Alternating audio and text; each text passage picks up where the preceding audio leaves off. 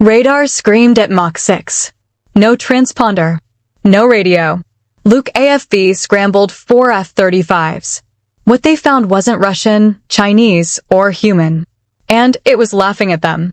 Sweat trickled down Sergeant Kowalski's neck as he hunched over the radar screen in the dim glow of the control room.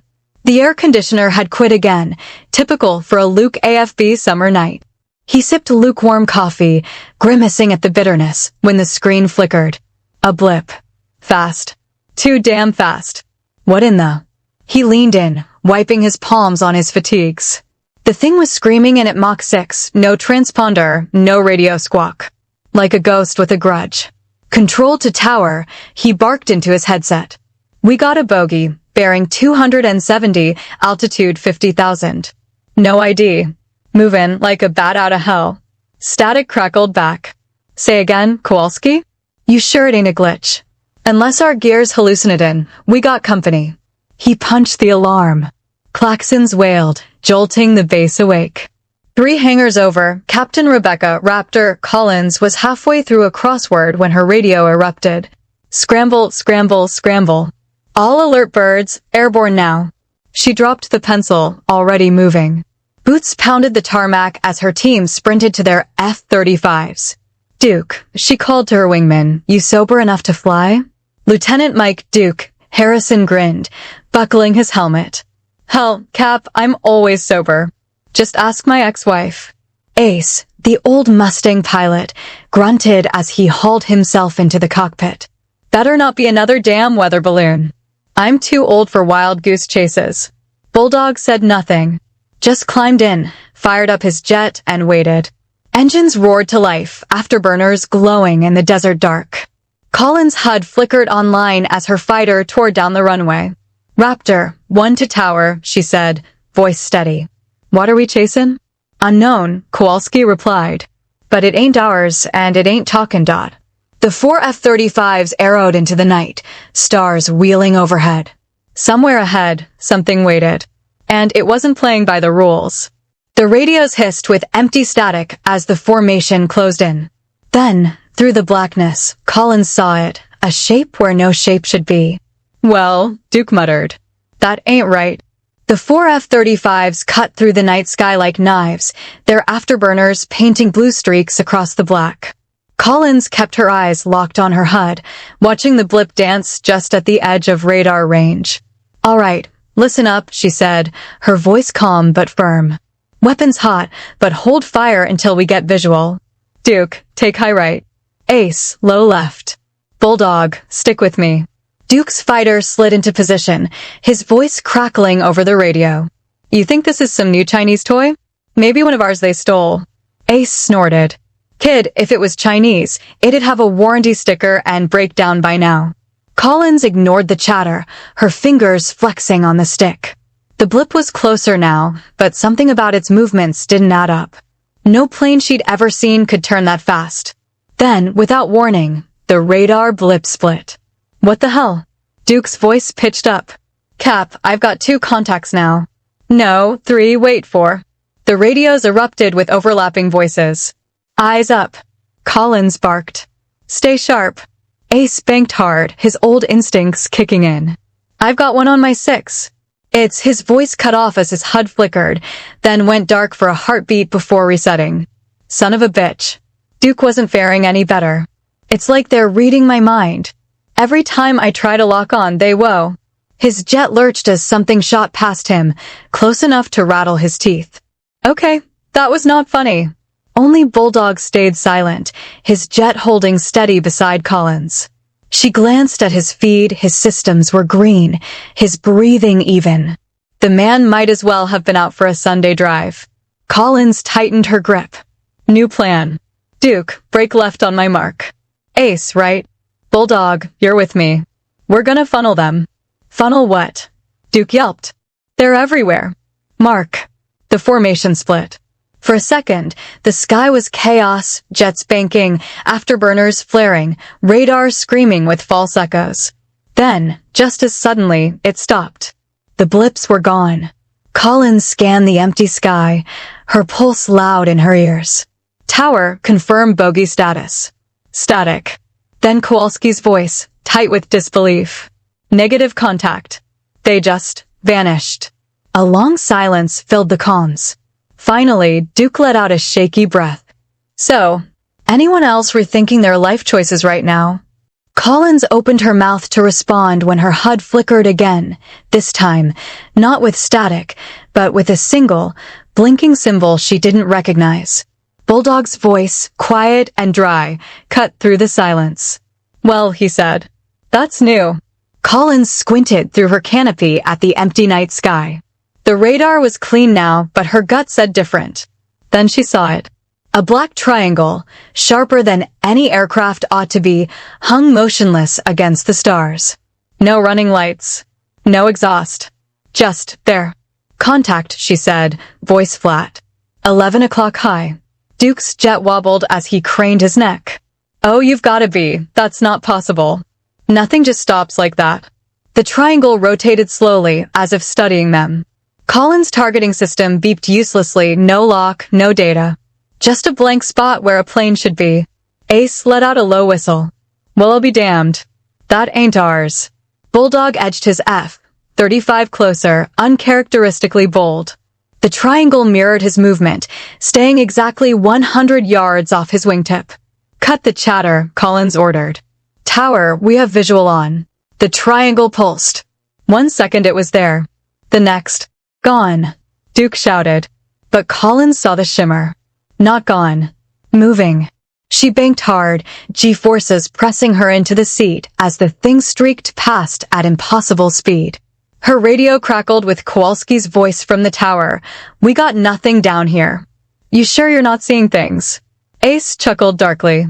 Unless all four of us ate the same bad burrito. Then the triangle reappeared, directly in front of them. Completely still again. Waiting. Duke's breath came fast over the radio. Cap, what do we do with this? Collins flexed her fingers on the stick. The triangle began to glow faintly at its edges. We find out, she said, if it's friendly. Collins' thumb hovered over the radio trigger. Unidentified craft. This is Captain Rebecca Collins of the United States Air Force. You are in restricted airspace. Identify yourself. The triangle pulsed once, a slow, deliberate flash of pale blue light along its edges. No radio response. Just that eerie glow. All right, Duke muttered.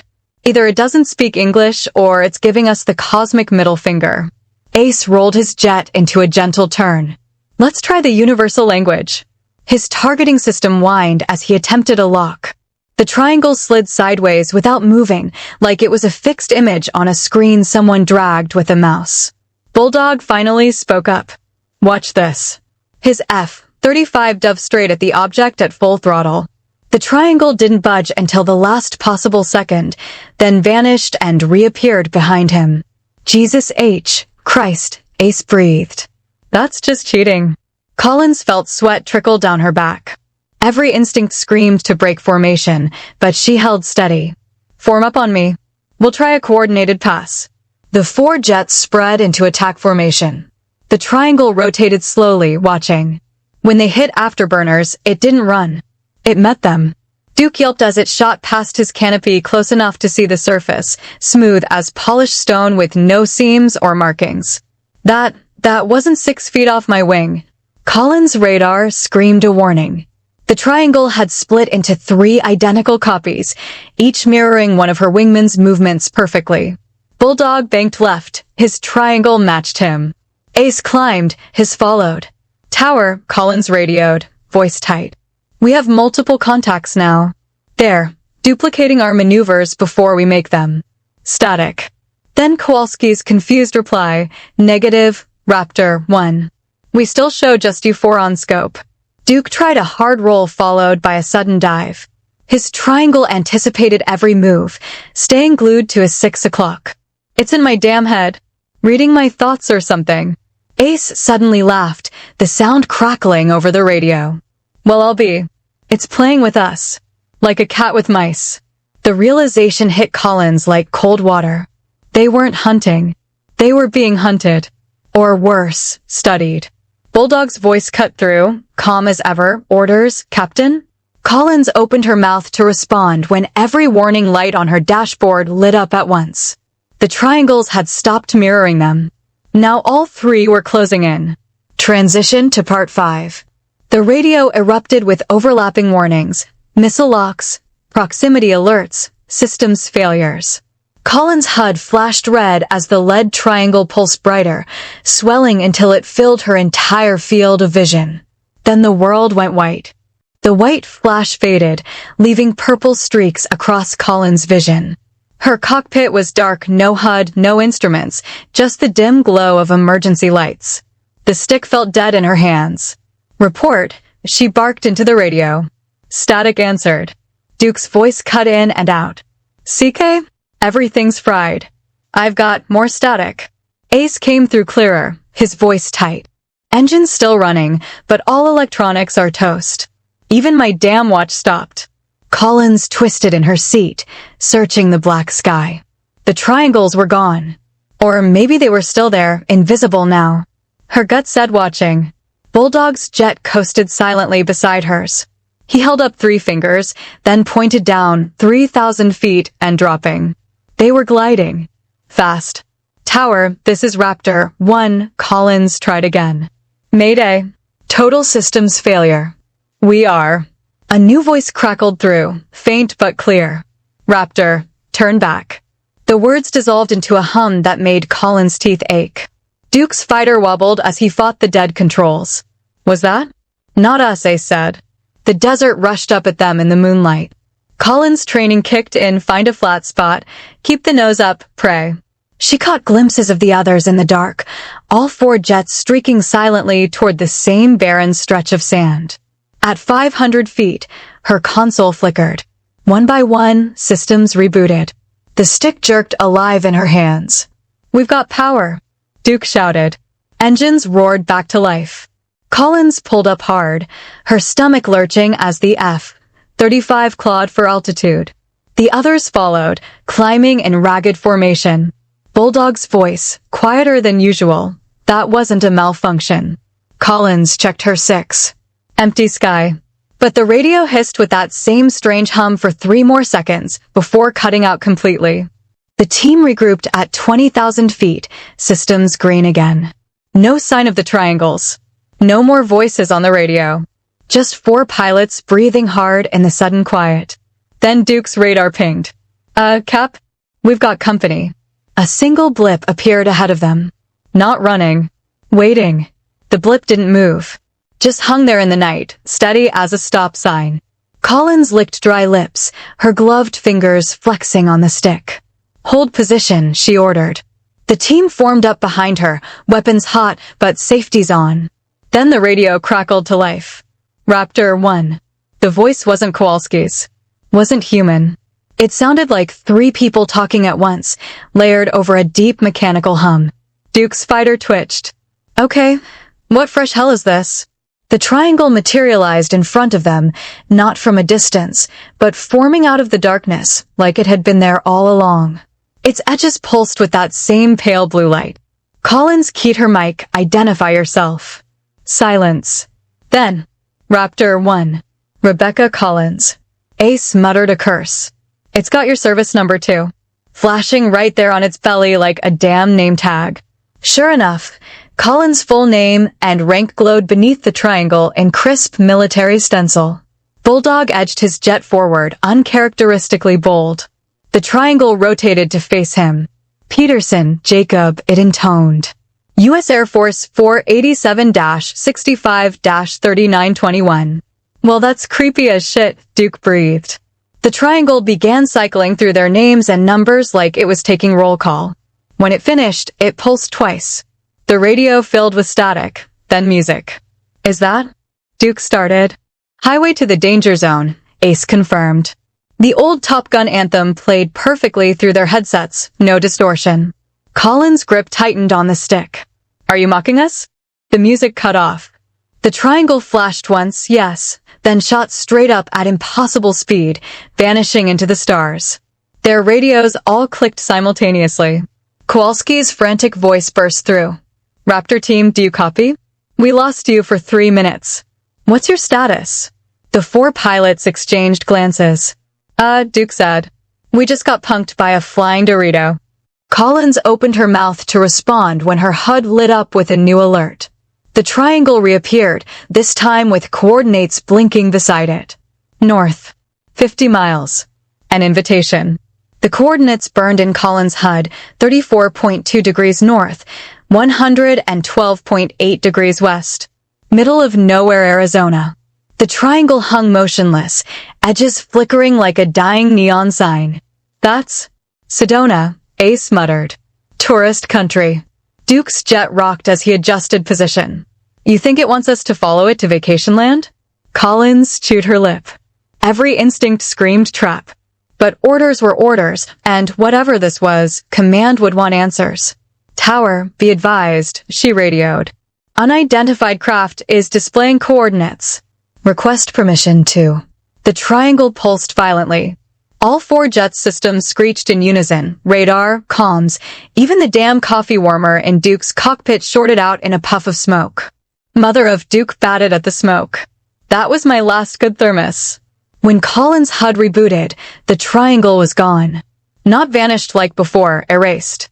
No radar trail, no heat signature. Just empty sky where a 100-foot-wide object had been hovering seconds earlier. Bulldog broke formation, banking hard toward the coordinates. Peterson. Collins barked. What the hell are you doing? Following orders, he said simply. His jet streaked north, afterburners glowing. Ace chuckled. Well, I'll be damned. Bulldog's got a death wish after all. Collins cursed under her breath and punched her throttle. All birds form up. We're going to see what's so damn interesting in Sedona. The desert flashed beneath them as they raced north. Collins kept scanning the skies, half expecting the triangle to reappear. Nothing.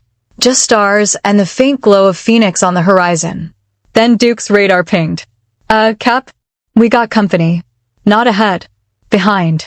Collins twisted in her seat. The triangle, or one just like it, floated serenely over Luke AFB, right where they'd first scrambled. How in the... Ace breathed. The radio crackled. Kowalski's voice came through, tinny with disbelief. Raptor team, you need to turn around. It's back. And oh hell, it's landing. Collins' stomach dropped. The coordinates, the chase, all misdirection. Break off, she ordered. All birds, maximum burn back to base. As they banked hard south, Duke's voice cracked over the radio. Cap, what if it's not landing? What if it's been there the whole time? The desert air turned to ice in Collins' lungs. The F-35 screamed back to Luke AFB at full throttle.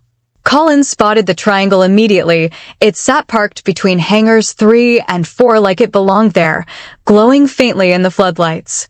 Ground crews stood frozen in a loose circle around it, nobody daring to get closer than 50 yards. Her wheels hit the tarmac harder than usual. Before the canopy fully opened, General Reynolds was there, face like thunder. Out. Now. The team clustered in the general's office minutes later. Reynolds paced behind his desk, chewing an unlit cigar to pulp. Start talking, he growled. Collins gave it straight, the maneuvers, the radio tricks, the impossible speeds. Duke chimed in with the music bit until Reynolds silenced him with a look. When she finished, the general leaned on his desk. You telling me an alien spaceship is sitting on my tarmac playing Top Gun soundtrack? Ace cleared his throat. Sir, with respect, either that or we've all gone Section 8 at the same time. Reynolds yanked open a drawer and slapped 4 NDAs on the desk. Sign these. What happened tonight was a classified drone test. Malfunctioned. End of story. Duke gaped. That thing out there is about as much a drone as my... Lieutenant. Reynolds' shout rattled the coffee mugs. You will sign. You will shut up. Or you will spend the rest of your career counting snow tires in Alaska. Pens scratched paper. Collins watched through the window as men in unmarked hazmat suits approached the triangle. Reynolds snatched up the signed forms. Dismissed. And Collins. He waited until the others filed out. Don't look into this. Some rabbit holes go straight to hell. The officers' club was empty at 0400. Collins sat staring at her untouched beer when Duke slid into the booth, holding a blurry Polaroid. Ground crew buddy got this before the spooks showed up, he whispered. Look at the markings. The photo showed the triangle's underside and stamped near the edge, faint but unmistakable. U.S. Air Force 1967.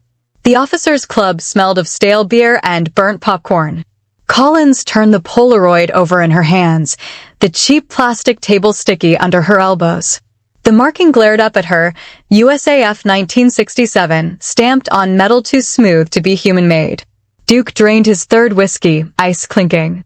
So either we've had this tech since Vietnam and nobody told us, or they took one of ours back then, Ace finished, rolling an unlit cigarette between his fingers.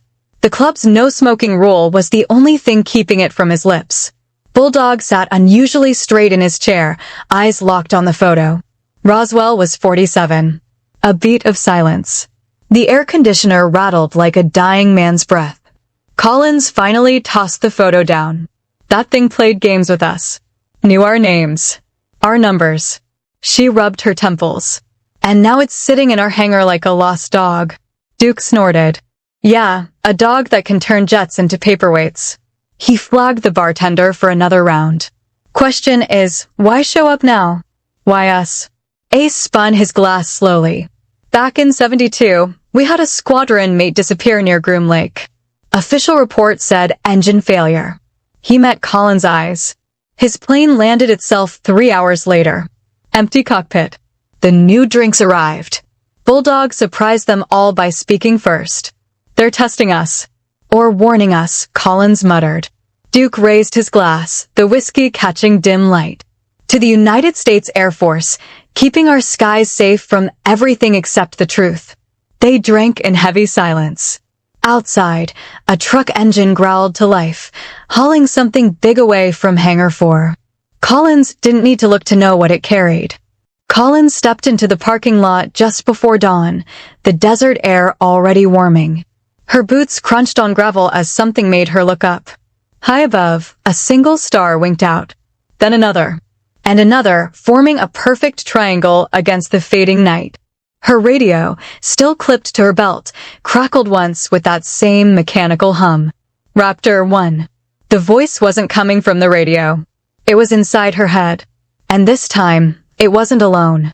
Collins stood frozen in the parking lot, the voice echoing inside her skull like a remembered song.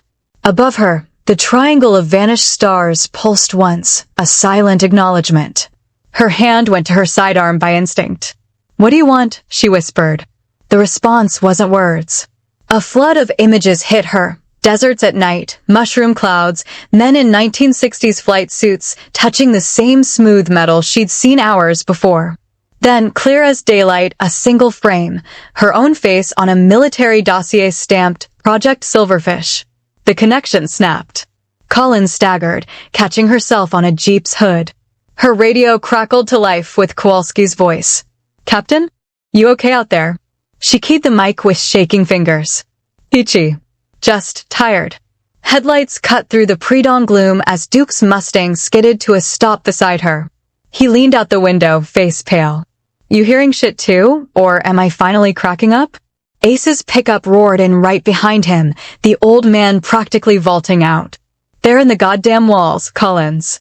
My TV started playing that same damn Kenny Loggins song. Bulldog materialized from the shadows, holding a folded piece of paper. He didn't speak, just handed it over. Collins unfolded it. A single line typed neatly.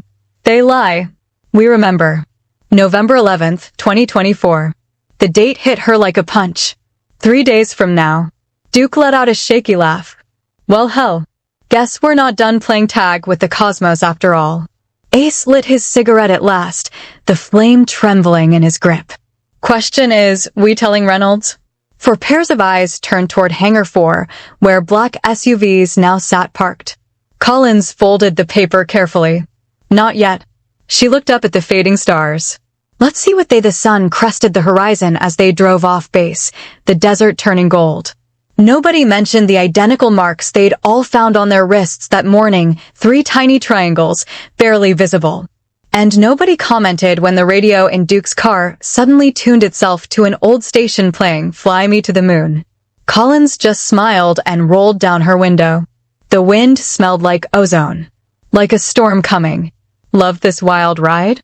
Smash that like button, it helps our channel soar. Don't miss the next encounter, hit subscribe and ring the bell. Your support keeps these stories flying.